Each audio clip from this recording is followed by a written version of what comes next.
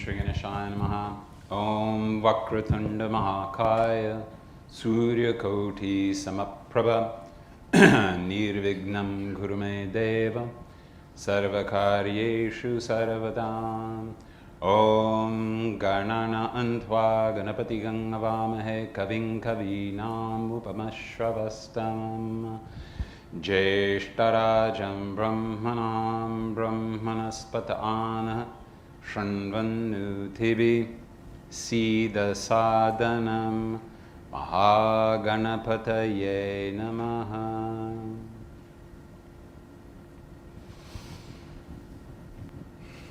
Good evening. It's always good, as I believe we all know, to start off proceedings by worshiping Ganesh.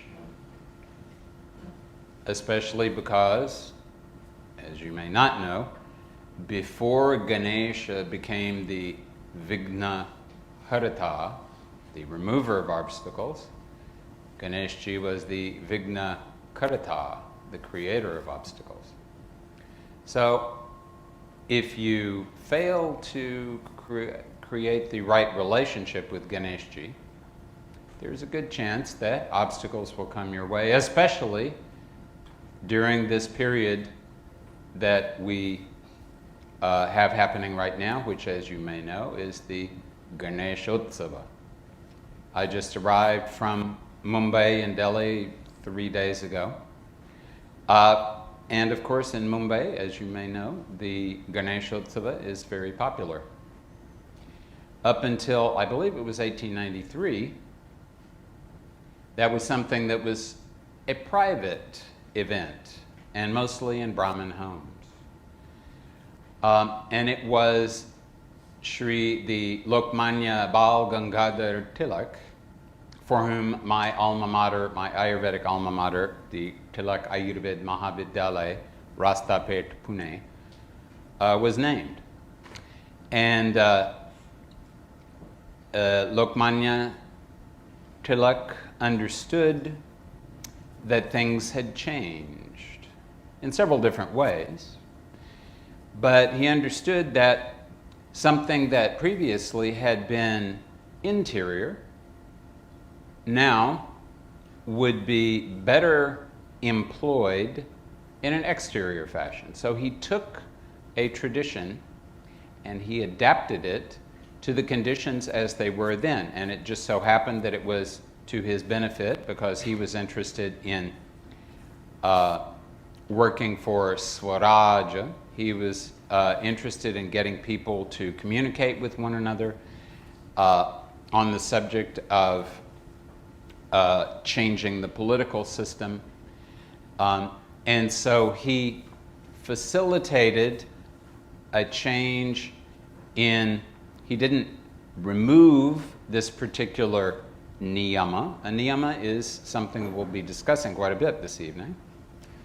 He didn't remove this niyama, he shifted the niyama in such a way that he felt it would better benefit conditions as he found them at that time. So, really, that is the situation that we find ourselves in today. We find ourselves in a situation where all around the world, everywhere we go, things are changing. And we have the choice of simply being swept along in the stream of change, or of electing to change the way that we interact with the external world so that we can exist in the best way we can, given what's happening in the external world.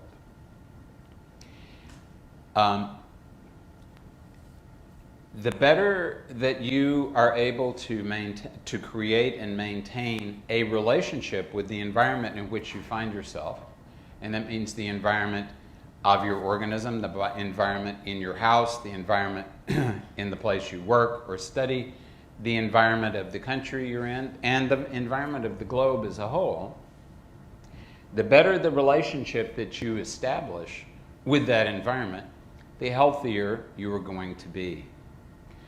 It's traditional when you are discussing Ayurveda that you take a shloka, or better yet a sutra, from one of the texts, and very commonly from the Brihatrayi, the big three Ayurvedic texts. These are the Charaka Samhita, the Sushruta Samhita, and the Ashtanga Hridayam.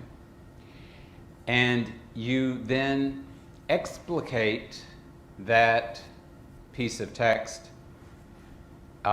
with potentially the help of commentaries that have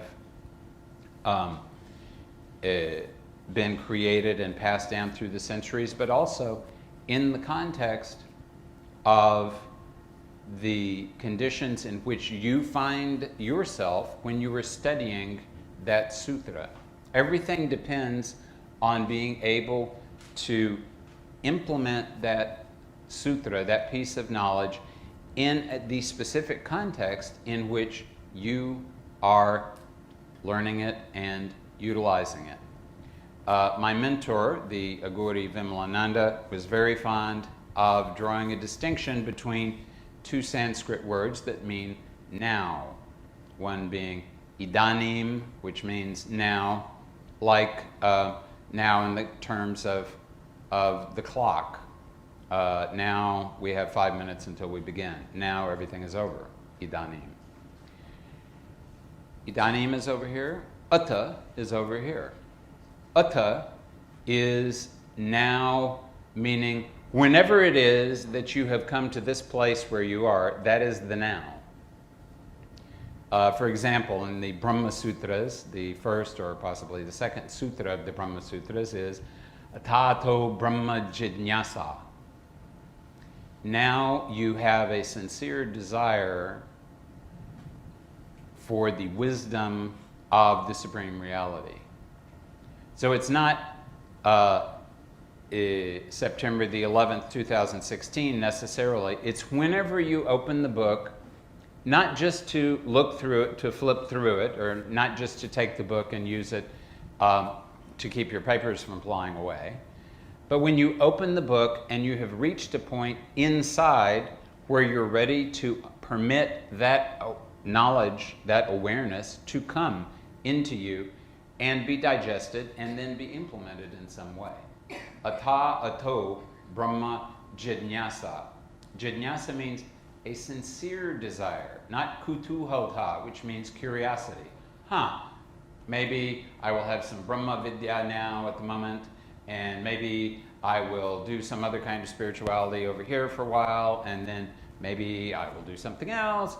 It's when you have realized that this is the direction in which you personally need to go, that you are ready to enter into that direction. So in the context of Ayurveda, which I am not going to limit to what's written in the Brihatrayi or any other texts, but is what Ayurveda really means. Ayuhu Vedaha, the knowledge of life, the lore of longevity, the understanding of what it means to exist in a protoplasmic form, interact with other protoplasmic forms, and try to do this in a successful fashion, whatever that might mean. So the sutra that I was inspired to come up with about a minute ago is Sankshiptaha Kriya Yogo Nidana Parivarjanam. Sankshiptaha Kriya Yogo Nidana Parivarjanam. So what this sutra means is treatment in short, or the essence of treatment is the renunciation of nidana. Nidana is a very interesting word in Ayurveda. It means chiefly two different things. One is the cause of a disease, and the second is the diagnosis of disease. So fundamentally for Ayurveda, and this is the most important thing for you to grasp that I am likely to say in the next 2 hours.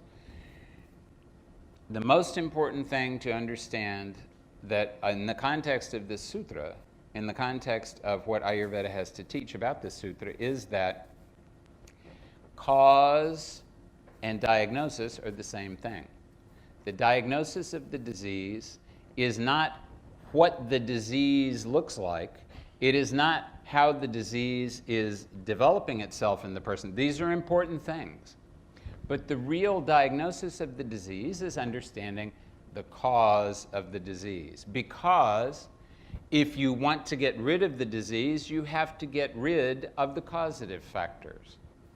If you think that you will be able to continue enjoying whatever it is that you're enjoying, or exposing yourself to whatever it is you're exposing yourself to, and really uproot that disease from you, then you are going, sadly, to very likely have an unsatisfactory experience of trying to eliminate that disease. Because if you really want to uproot the disease, you have to do that by eliminating the cause. When there is no cause, then there will be no effect. As long as there is a cause, the effect is bound to occur. You may be able to minimize the effect. You may be able to postpone the effect. You may possibly be able to find somebody who will enjoy that effect for you, though that is rather unlikely. The problem for you is that very commonly the causative factors are things that you don't really want to give up. So when we're talking about self-diagnosis, what we're really talking about is looking into ourselves and finding out what it is that we're doing and what it is that we're consuming that is not benefiting us, and how to rearrange our lives so that we are living in a way that will benefit us, even if it is not something that on the surface is likely to provide us with satisfaction. If you read the Srimad Bhagavata, there is a section in which it talks about a variety of different things, including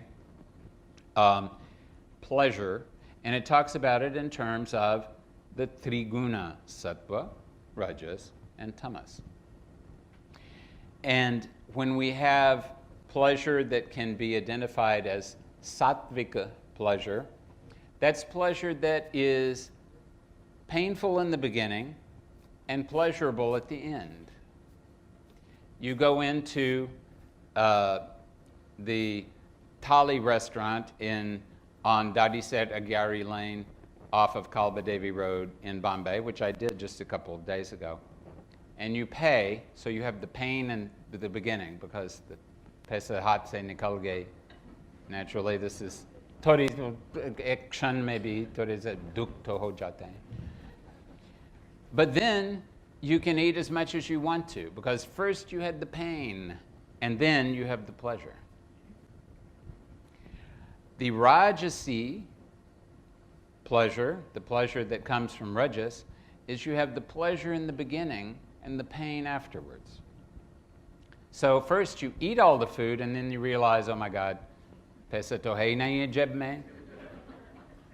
And then it's very embarrassing. Maybe you have to go into the kitchen and wash all the dishes, as often, well, it used to happen in the US that way.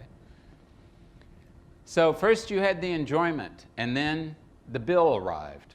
Then you realize, oh, I didn't realize I had eaten, drank 3 bottles of champagne, eaten 4 chickens, and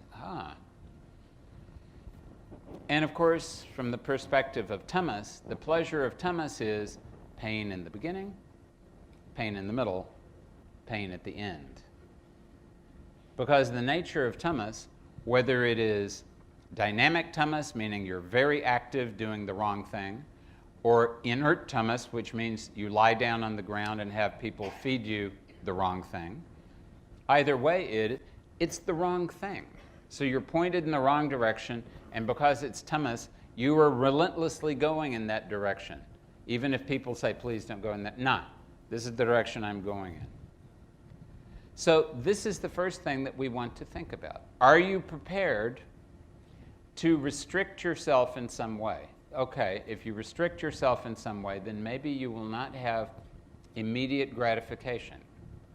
Your challenge, of course, is that it has been the case for a long time, but it is especially the case today.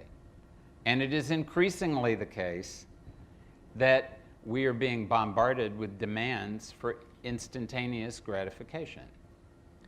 And it used to be that only occasionally you would get these suggestions, but now, all day long, you're getting these suggestions. And it is very easy to get drawn into that world of suggest the immediate gratification and then go out and look for the immediate gratification. And the sad thing is that this is happening to people who are far too young for this to happen to, because during this period where one is very, very young and growing, if you build that desire, that craving for immediate gratification into the organism, that is the experience that that individual is going to have as long as they are alive. Last year, or maybe the year before, I think it was last year, I was reading, as I often do, some newspaper in Bombay. I like reading newspapers, especially in Bombay, because well before we had news on the internet, we had newspapers in Bombay. And there was always some amusing cartoon, Mario, Miranda, or Lakshman, or somebody. And there were always interesting stories. And this was an interesting story. It was a very depressing story, however. And that was that nowadays, children of even age 3 and 4 are being treated for eye strain, for back and shoulder pain, because of using their devices too much. Now, I'm going to ask you the question of why does a 3 or 4-year-old have a device that is their personal device? There is no need for that. If they need to be exposed to it because that's the world they're living in, but they should not be allowed to sit with devices all day long, any more than they should be allowed to sit with the sugar bowl all day long and shove it into their mouths, any more than they should be allowed to do anything that is not going to benefit them. This is what the job of the parent is. The problem is the parents are as addicted, or at this stage, of course, more addicted than the children are. And by virtue of being addicted, that's what they're teaching their children. It is depressing. I mean, I have become a Varishta Nagarik. It's a really fine way of, we have senior citizen, but that sounds like the kind of thing that mainly has to do with whether they let you onto the plane first or something. But a Varishta Nagarik, it makes me feel even better, because now I'm not Sadharan anymore, I'm Varishta. Because there used to be a time that people actually regarded the elderly as being Varishta. Those of you who don't speak Sanskrit or Hindi, that means, what does that mean? What's a good translation for Varishta? Vara means better, superior, senior, eminent, senior. Not exactly, but it comes from vara, after all. A vara means a boon. So it's almost like this person is a boon to the rest of everyone. So I'm glad to feel like a boon, frankly. Anyway, the point is...